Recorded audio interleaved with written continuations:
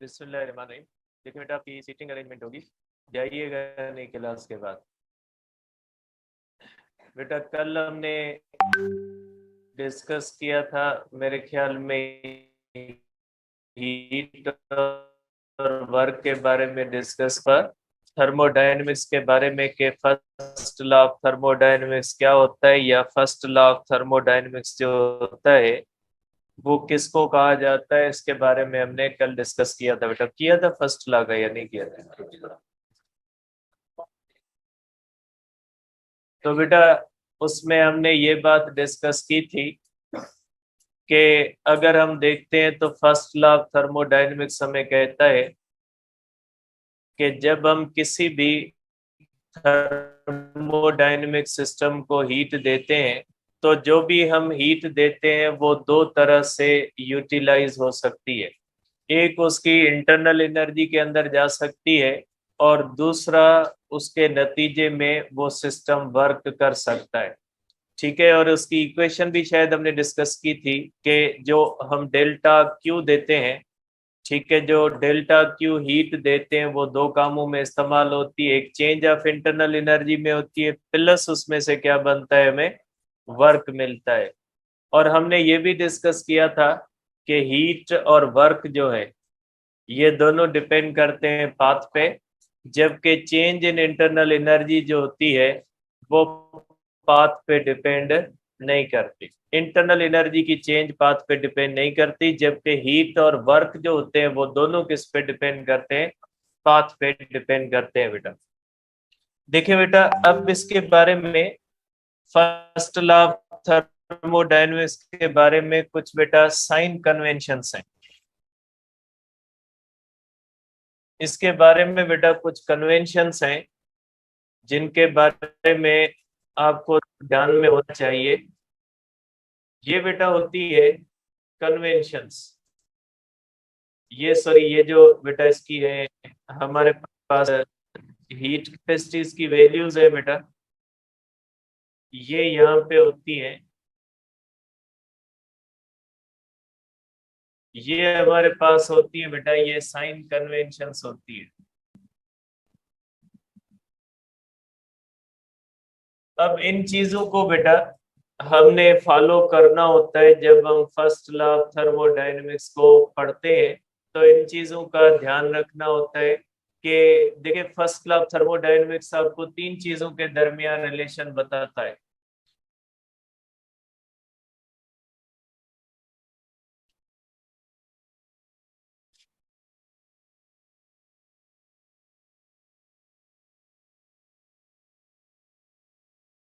देखिए, first law of thermodynamics आपको जो रिलेशन बताता है वो बताता है बेटा delta Q is equal to delta U plus W.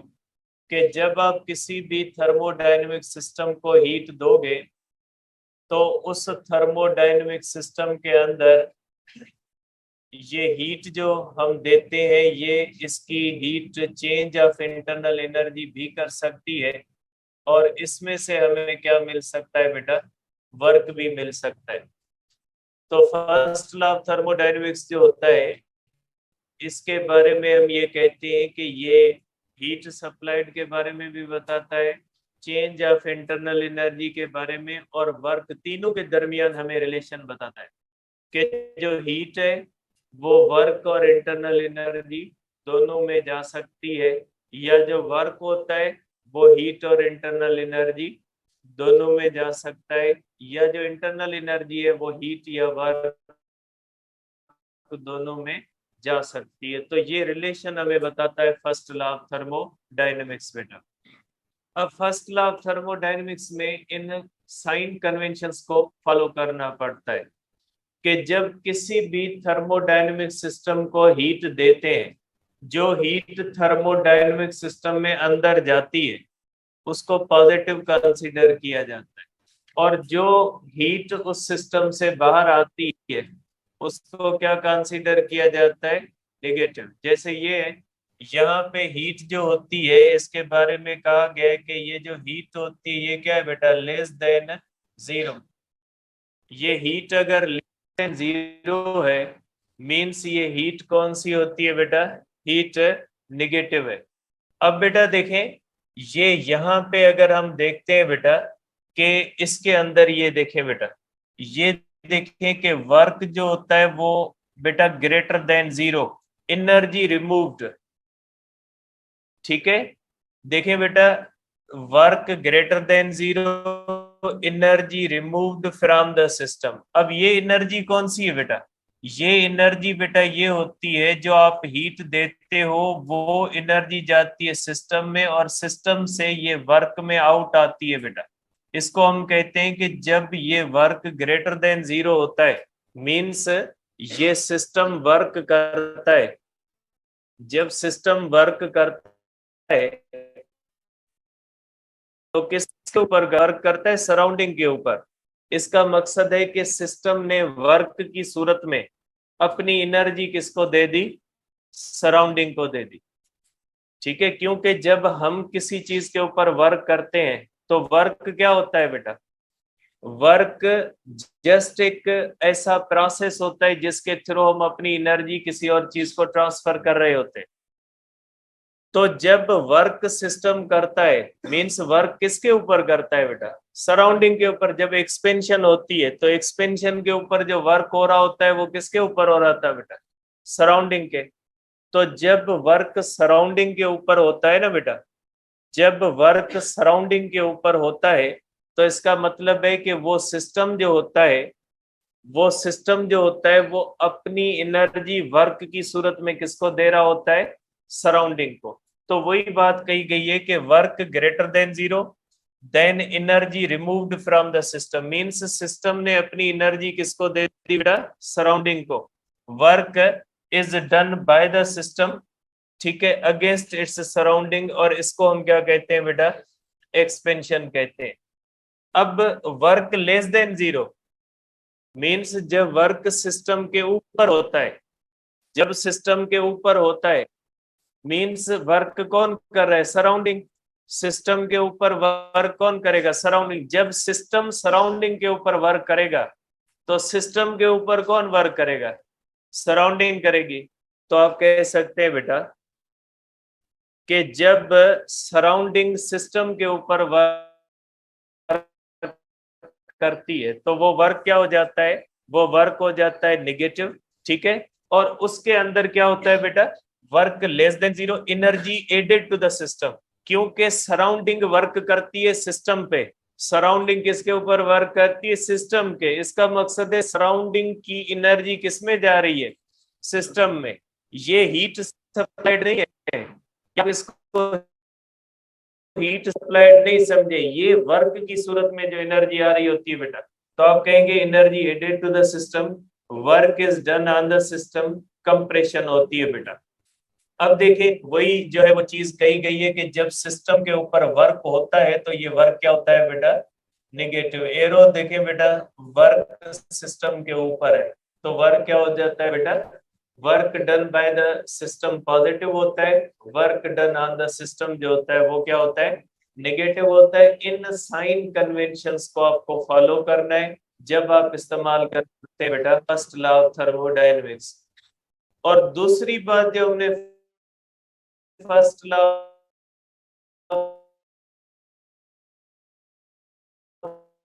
Thermodynamics है, वो पाथ पे डिपेंड नहीं करती। वो किस पे डिपेंड करती है, सिर्फ इनिशियल स्टेट और फाइनल स्टेट पे। जबकि वर्क और हीट सप्लाइड दोनों किस पे डिपेंड करते हैं, पाथ पे। अब देखिए क्वेश्चन देख ले इसके हिसाब से।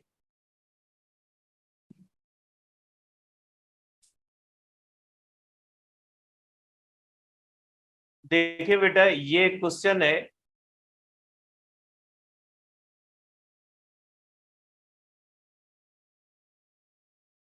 कि इस क्वेश्चन के अंदर ये पूछा गया है, मैं इसकी स्टेटमेंट लिख लेता हूं बेटा।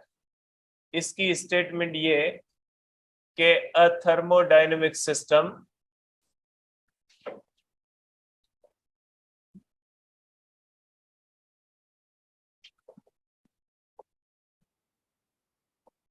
reaches from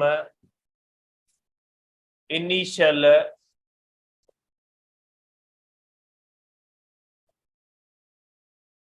equilibrium state A to B using two different paths as shown. ठीक है, तो फाइनल इक्विलिब्रियम स्टेट करते हैं बेटा, इसको कहे फाइनल इक्विलिब्रियम स्टेट बेटा बी। मार्क करेक्ट स्टेटमेंट बेटा। अब इसमें आपको करेक्ट स्टेटमेंट बतानी है कि इसमें करेक्ट स्टेटमेंट कौन सी है बेटा। देखिए बेटा, अब ये सिस्टम है बेटा, और ये सिस्टम एक थर्मोडायनेमिक सिस्टम है जो ए से बी की तरफ गया बेटा, इस तरह से। ठीक है, अब आपने ये बताना है कि ये दो प्रोसेसेस इस्तेमाल किए बेटे। देखिए पाथ दो है, मीन्स प्रोसेस कौन से इस्तेमाल किए गए बेटा, प्रोसेस दो इस्तेमाल किए हुए। सपोज करें एक प्रोसेस है और एक आइसोथर्मल है, सपोज कर लेते हैं।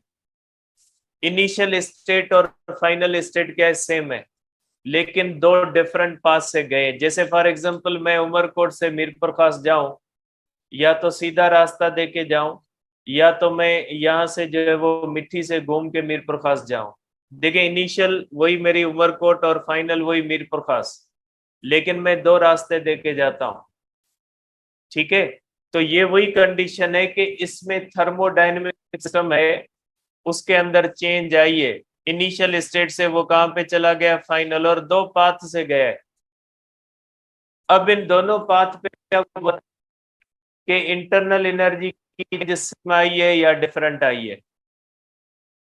देखिए बेटा, इंटरनल एनर्जी की चेंज पाथ पे डिपेंड नहीं करती।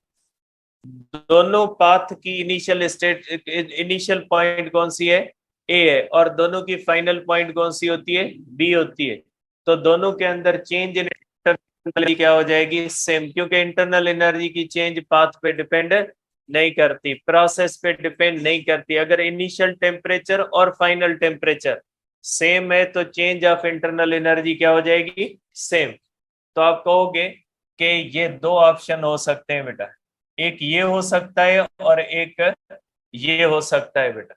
ठीक है, इसमें से दोनों ऑप्शन में कोई हो सकता है, ये नहीं होंगे। इसलिए नहीं होंगे कि दोनों में इंटरनल एनर्जी क्या बोल रहा है, डिफरेंट बोल रहा है। अब देखें इसके अंदर यहाँ पे ये Q1 है बेटा, ये Q1 है बेटा। ठीक है, Q1 जो होता है वो ग्रेटर देन क्या होता है बेटा, Q2 होता है।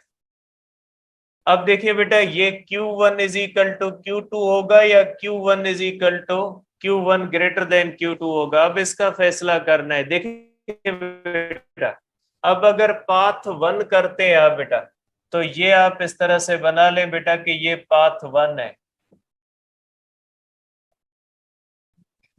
अगर ये पॉइंट ए है बेटा और ये पाथ बी है बेटा, ये क्या आती है बेटा, ये इसकी एरिया अंडर कर्व आती है, मींस इस सिस्टम का वर्क W1 है। और दूसरा ये बेटा, ये हमारे पास है बेटा ए से बी की तरफ, और ये बेटा इसका वर्क है बेटा, ये इसका वर्क W2 है बेटा। कौन सा वर्क ज्यादा है बेटा, W1 ज्यादा है, W2 ज्यादा है? सिंपल सी बात है बेटा, W2 क्या हो जाए, W2 कम है और W1 क्या है, ज्यादा है। मीन्स वर्क और हीट दोनों किस पे डिपेंड करते हैं, पाथ पे। तो बेटा इस पाथ से हीट ज्यादा दी गई होगी तब ज्यादा वर्क हुआ है, और इस पाथ से हीट कम दी गई है तभी वर्क क्या हुआ है, कम हुआ है।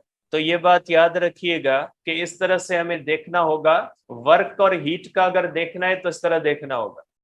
अगर खाली इंटरनल एनर्जी का देखना है तो फिर हमें क्या करना होगा बेटा, पाथ को देखना होगा, इनिशियल स्टेट और फाइनल स्टेट को देखना होगा, पाथ को देखना नहीं होगा। इंटरनल एनर्जी पाथ पे डिपेंड नहीं करती, जबकि हीट और वर्क दोनों किस पे डिपेंड करते हैं बेटा?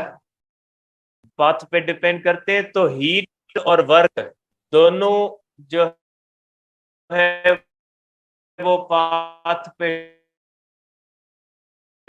डिफरेंट हुए हैं, जबकि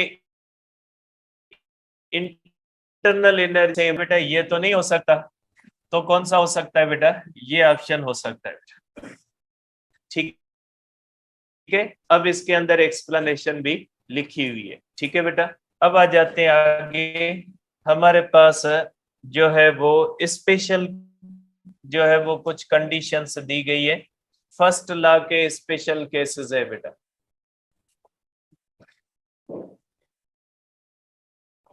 देखिए बेटा, आपको फर्स्ट लॉ के स्पेशल केसेस है, इसके अंदर है हमारे पास एक होता है साइक्लिक प्रोसेस। देखिए ये साइक्लिक प्रोसेस किसको कहा जाता है बेटा?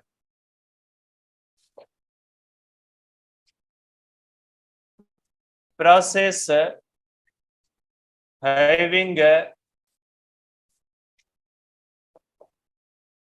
इनिशियल स्टेट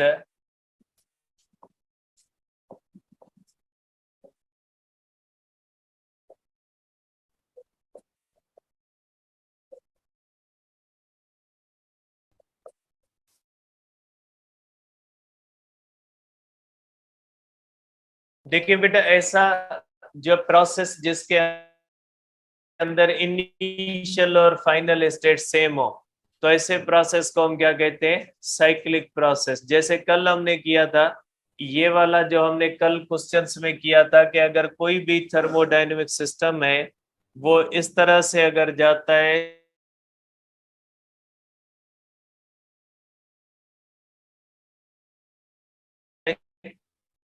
ऊपर और बी से जाए सी के ऊपर और सी से किस तरफ जाए? ए से स्टार्ट हुए और हम वहां पे कहां पे आ गए? ए पे।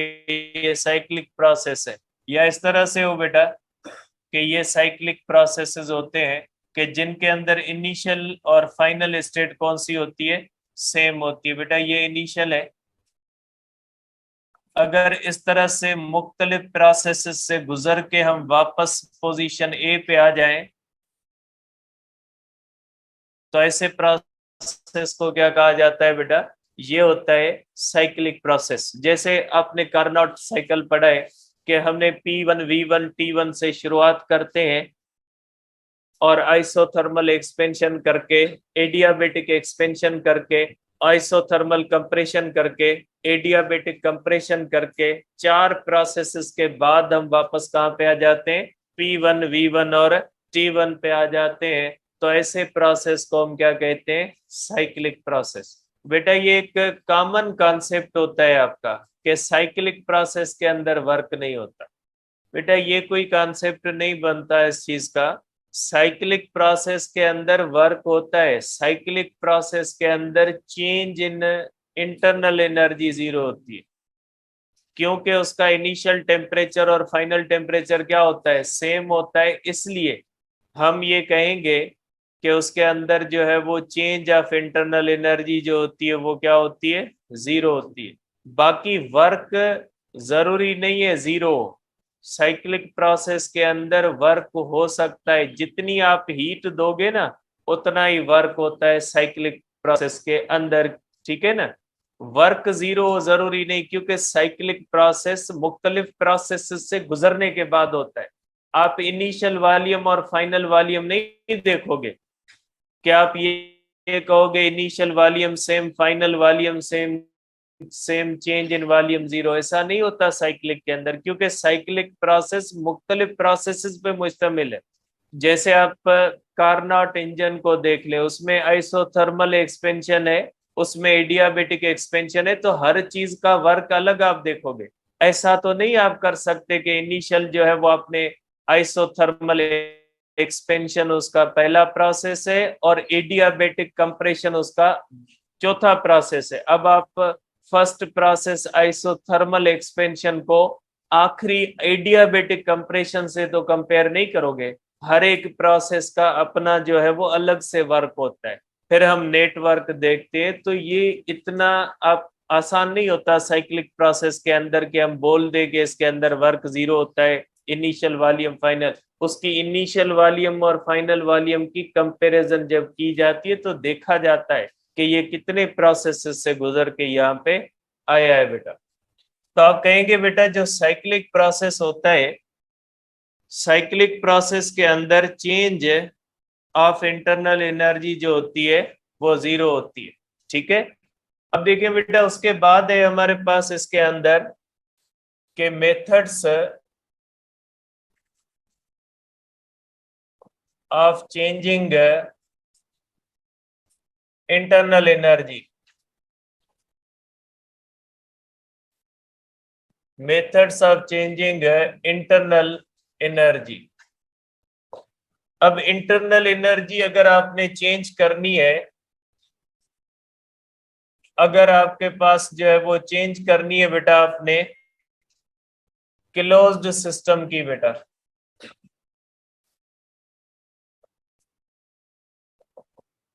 बेटा क्लोज्ड सिस्टम का मकसद है ऐसा सिस्टम जिसमें हीट आ भी सके और जा भी सके, ऐसे सिस्टम को हम क्या कहते हैं बेटा, इसको कहते हैं क्लोज सिस्टम।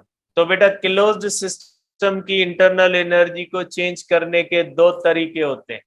ठीक है, एक ये होता है कि या उसको हीट दो या उससे हीट ले लो वापस। अगर आप हीट दोगे तो उसका टेम्परेचर बढ़ सकता है। ठीक है, अगर आप हीट उससे ले लोगे तो उसका टेम्परेचर कम हो सकता है। लेकिन जरूरी नहीं कि बढ़े या कम हो, मींस यहाँ पे पॉसिबिलिटी हम डिस्कस कर रहे हैं। ऐसा नहीं कि आप भेजोगे सर आइसोथर्मल में नहीं होता, हम पॉसिबिलिटी डिस्कस कर रहे हैं। जरूरी नहीं है कि हीट देने के बाद टेम्परेचर बढ़े या हीट लेने के बाद टेम्परेचर कम हो। हीट देने से टेम्परेचर बढ़ भी सकता है, कम भी जो है वो हीट लेने से कम हो सकता है। मीन्स हम कह सकते हैं कि अगर हमें किसी क्लोज्ड सिस्टम का टेम्परेचर चेंज करना है तो हम हीट के थ्रू टेम्परेचर चेंज कर सकते हैं। तो आप कहेंगे कि हम टेम्परेचर जो है वो चेंज कर सकते हैं। पहला तरीका ये होता है कि by supplying heat, by supplying heat और बाय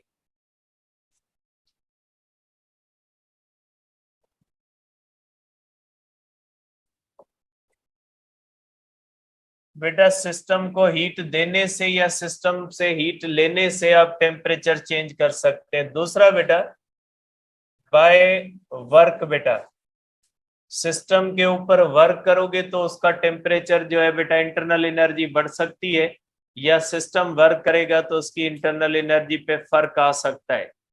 तो क्लोज्ड सिस्टम के अंदर हीट आ भी सकती है, जा भी सकती है, तो उसकी इंटरनल एनर्जी को थ्रू हीट हम चेंज कर सकते हैं। ठीक है, जबकि जो आइसोलेटेड सिस्टम होता है उसके अंदर सिर्फ हमारे पास एक ही तरीका होता है, और वो तरीका जो होता है बेटा वो होता है सिर्फ डूइंग वर्क का बेटा। ठीक है, तो ये हमारे पास बेटा क्लोज सिस्टम है। लेकिन अगर हमारे पास एक आइसोलेटेड सिस्टम है, हमारे पास एक आइसोलेटेड सिस्टम है बेटा, अगर हमारे पास आइसोलेटेड सिस्टम है तो उसकी हीट को चेंज करने का जो है वो टेम्परेचर को चेंज करने का सिर्फ एक ही तरीका होता है, बाय वर्क। ठीक है, बुक दे दे मुझे, इसमें दो तीन पॉइंट्स हैं। ये फर्स्ट लॉ ऑफ थर्मोडायनेमिक्स के बाद क्या एक छोटा सा टॉपिक है बेटा। देखिए बेटा बुक खोले, इसके अंदर बेटा पेज नंबर 23 पे दिए गए स्पेशल केसेस, और ये फर्स्ट लॉ ऑफ थर्मोडायनेमिक्स के हिसाब से दिए गए बेटा। Let us look at some special cases. First consider an isolated system, बेटा कंसीडर करेंगे हमारे पास एक आइसोलेटेड सिस्टम है, that is which does no external work. Isolated system में मींस हीट ना आनी है न जानी है, और वो वर्क भी नहीं करता। अगर हीट भी आनी जानी नहीं नहीं है और उसमें वर्क भी वो नहीं करता, इसका मतलब ये नहीं है कि उसमें वर्क होगा ही नहीं। इसका मतलब ये कि हम जो सिस्टम कंसीडर कर रहे हैं वो वर्क नहीं करता। बाकी इसका मतलब ये नहीं है कि आइसोलेटेड सिस्टम वर्क नहीं करता। आइसोलेटेड सिस्टम वर्क कर सकता है। एडियाबेटिक प्रोसेस में वर्क होता है या नहीं होता, ये आइसोलेटेड सिस्टम कंसीडर किया जाता है। आइसोलेटेड सिस्टम के अंदर वर्क होता है, इस लाइन का ये कतई मकसद नहीं है कि आइसोलेटेड सिस्टम वर्क नहीं करता। देखिए, इसमें कहा गया लेट फर्ज करें, स्टेटमेंट में कहा गया फर्ज करेंगे वो वर्क नहीं करता। ये नहीं कहा गया कि वो वर्क नहीं करता। आप भेज देते हो कि सर ये देखें लाइन में, देखे तो सही अंग्रेजी की डिक्शनरी हो तो देखें, या उस्ताद कोई अंग्रेजी का होगा उससे पूछे कि लेट का क्या मकसद होता है, फर्ज करें। इसका मतलब ये नहीं होता। Let us look at some special cases. First, consider an isolated system that is which does no external work, जो वर्क नहीं करता, and therefore no flow of heat, और उसमें हीट की फ्लो भी नहीं होती। Then for any process taking place in such a system, अगर उसके अंदर कोई सिस्टम होता है, उसके अंदर कोई प्रोसेस होता है, delta Q minus W, delta W minus delta Q is equal to zero, means change in internal energy क्या होगी, zero. Means change in internal energy सिर्फ दो तरीकों से चेंज होगी, या हीट बाहर से आए या जाए, या वर्क आए या जाए। बाकी कोई तरीका नहीं है हीट को, इंटरनल एनर्जी को चेंज करने का। जैसे फॉर एग्जांपल आप किसी गाड़ी के अंदर बैठे हैं, आप गाड़ी के अंदर बैठ के गाड़ी को धक्का नहीं लगा सकते, ठीक है। गाड़ी को धक्का लगाने के लिए आपको बाहर उतरना पड़ेगा, आप सिस्टम से बाहर आएंगे। जब आप गाड़ी के अंदर हो तो आइसोलेटेड सिस्टम है, तो उसके अंदर से कोई प्रोसेस अगर होता है तो वो इंटरनल एनर्जी चेंज नहीं करेगा। इंटरनल एनर्जी चेंज हमेशा किससे होती है, बाहर के प्रोसेस से होती है। and delta u2 minus u1 0 or delta u 0, which says